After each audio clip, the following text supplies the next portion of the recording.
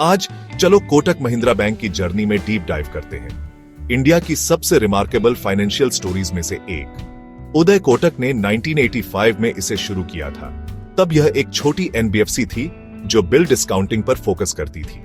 बड़ा चेंज 2003 में आया जब कोटक इंडिया की पहली एनबीएफसी बनी जो रिड्यूसर्शियल बैंक में कन्वर्ट हुई। इस ट्रांसफॉर्मेशन से इसे बैंकिंग सर्विसेज का पूरा सूट ऑफर करने का मौका मिला और रैपिड ग्रोथ के लिए स्टेज सेट हो गई। 2015 में कोटक ने आईएनजी वैश्य बैंक को अक्वायर किया जिससे उसका रीच बढ़ा और उसके कस्टमर बेस को बूस्ट मिला।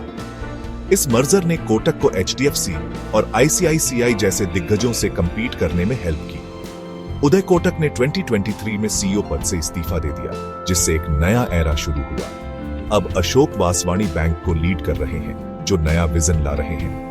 कोटक का एक छोटी एनबीएफसी से एक बड़े बैंक में बदलना उसकी अडेप्टेबिलिटी का सबूत है। बैंक की अपॉर्चुनिटीज को ग्रैब करने की एबिलिटी उसकी सक्सेस की कुंजी रही है। आज जब हम कोटक को एनालाइज करते हैं तो उसकी हिस्ट्री को समझना हमें उसकी स्ट्रेंथ्स को एप्रिशिएट करने में हेल्प करता है। बने रहो।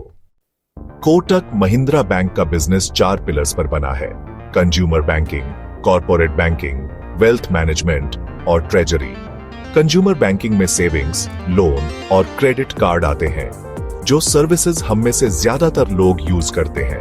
कॉर्पोरेट बैंकिंग बड़े बिजनेसेस को सर्व करता है जबकि wealth management high net worth clients को कैटर करता है। ट्रेजरी ऑपरेशंस में इंश्योरेंस और एसेट मैनेजमेंट शामिल हैं जो अर्निंग्स में स्टेबिलिटी ऐड करते हैं। कोटक का डाइवर्सिफाइड मॉडल एक बड़ी स्ट्रेंथ है। बैंक ने एक बड़ा डिजिटल पुश भी किया है। कोटक 811 ऐप लॉन्च करके इंस्टेंट जीरो बैलेंस अकाउंट्स के लिए। यह डिजिटल फोकस यंग कस्टमर्स को अट्रैक्ट करता है और एक्विजिशन कॉस्ट कम करता है। एप्स के अलावा कोटक एआई और मशीन लर्निंग का यूज करता है सर्विसेज को पर्सनलाइज करने और एफिशिएंसी इंप्रूव करने के लिए। हालिया एक्विजिशन जैसे वॉक्सवैगन फाइनेंस का व्हीकल लोन पोर्टफोलियो कोटक की टारगेटेड ग्रोथ के लिए भूख दिखाते हैं। डिजिटल इनोवेशन को स्ट्रेटेजिक एक्सपेंशन के साथ मिलाकर कोटक एक रेजिलिएंट फ्यूचर रेडी बिजनेस बना रहा है। यह अप्रोच बैंक को इंडिया के तेजी से बदलते फाइनेंशियल लैंडस्केप में अच्छी पोजीशन देता है। आगे चलो कोटक की फाइनेंशियल हेल्थ को ब्रेक डाउन करते हैं और देखते हैं कि यह अपने कॉम्पिटिटर्स के मुकाबले कैसा है। चलो डीप डाइव करते हैं। चलो नंबर्स देखते हैं। FY24 में कोटक बैंक ने 13,700 करोड़ से ज्यादा का नेट प्रॉफिट और 25,000 करोड़ से ज्यादा का नेट इंटरेस्ट इनकम पोस्ट किया। इसका नेट इंटरेस्ट मार्जिन लगातार 5% से ऊपर है जो इंडस्ट्री में बेस्ट में से एक है। एसेट क्वालिटी स्ट्रांग है। एचडीएफसी और आईसीआईसीआई की तुलना में कोटक ज्यादा एफिशिएंट है और अक्सर प्रॉफिटेबिलिटी मैट्रिक्स में लीड करता है। कोटक का क्वालिटी ग्रोथ पर फोकस इसे कॉम्पिटिटिव रखता है। हाल ही में प्रीमियम कम हो गया है आंशिक रूप से लीडरशिप चेंजेस के कारण। इन्वेस्टर्स के लिए अब एक हाई क्वालिटी बैंक ज्यादा रीजनेबल वैल्यूएशन पर अवेलेबल है। सबसे इंपॉर्टेंट यह देखना है कि न्यू लीडरशिप ग्रोथ को कैसे सस्टेन करती है। कोटक का फाइनेंशियल डिसिप्लिन इसे एक भीड़ भरे मार्केट में अलग करती है। पास्ट परफॉर्मेंस फ्यूचर की गारंटी नहीं है। चलो एक क्विक इन्वेस्टमेंट आउटलुक के साथ इसे खत्म करते हैं। यहां आपको क्या जानना है? यहां कोटक महिंद्रा बैंक के लिए एक क्विक स्वॉट एनालिसिस है। Strengths, strong brand, diversified business, high NIM और excellent asset quality.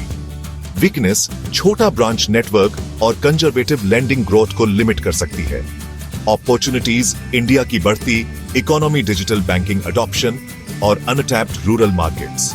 Threats, intense competition, fintech disruption, regulatory risk और इकोनॉमिक स्लोडाउन। एनालिस्ट्स कोटक को फंडामेंटली स्ट्रांग मानते हैं। हालिया प्राइस करेक्शंस के साथ यह और ज्यादा अट्रैक्टिव हो गया है। न्यू लीडरशिप और आरबीआई के digital restrictions short term uncertainty लाते हैं। लॉन्ग टर्म इन्वेस्टर्स के लिए यह एक अच्छा एंट्री पॉइंट हो सकता है अगर आप इंडिया की प्राइवेट बैंकिंग स्टोरी में बिलीव करते हैं। डाइवर्सिफिकेशन इंपॉर्टेंट है। अपना सारा पैसा एक ही स्टॉक में न लगाएं। शॉर्ट टर्म में कुछ वोलेटिलिटी की उम्मीद करें। कंपनी को स्टडी करें, इसे अपनी रिस्क प्रोफाइल से मैच करें और एक स्टैगर्ड इन्वेस्टमेंट अप्रोच पर विचार करें। याद रखें, इन्वेस्टिंग एक मैराथन है, स्प्रिंट नहीं। Kotak Mahindra bank patient, long term investors के लिए एक स्ट्रॉन्ग कंटेंडर बना हुआ है, लेकिन इन्वेस्ट करने से पहले हमेशा सेबी रजिस्टर्ड एडवाइजर से कंसल्ट करें। देखने के लिए धन्यवाद और हैप्पी इन्वेस्टिंग। पी।